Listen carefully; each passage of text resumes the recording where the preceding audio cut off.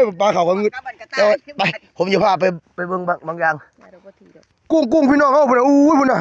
บ่ถือดอกกระตาครับผมกระตายันไฟใหม่กระตาพุ่นว่าแต่ว่ามันสิอ่อนเด้โอ้กุ้งผมอยากให้เบิ่งครับผมมันไข่ครับผมมันไข่แล้วมันสิเป็นอันนี้เด้อคือหัวมันนี่โอ้หัวมันเป็นขาวๆแบบนี้เนาะอันนี้น่ะเลี้ยวลงไปเป็นกระพากอยู่โอ้กุ้งใหญ่ในแม่น้ำปูดปะเพิ่นจะเอาไปให้ลูกค้าก่อนครับผมพี่น้องเฮาอยู่ในบ้านโอ้เอาไม้เก่าแล้วครับผมนี่ไม้เดิมนู่นยาวเพื่อยนู่นเลยนู่นยาวเพื่อยนู่นเลยขอโทษนะครับเด้อหูบนึงว่าหั่นนี่ซูมลืมถอยสวยนี่สวยเลยโอ้ยไปถ้าอย่าลืมกดไลค์กดแชร์นะครับเด้อไฟใหม่กระตาเนี่ยผมกดไลค์กดแชร์บ่ทันน่ะเดี๋ยวผมสิจับก่อนกระตาจะขาดก่อนกูจะพากดไลค์กดแชร์เด้อพี่น้องเฮา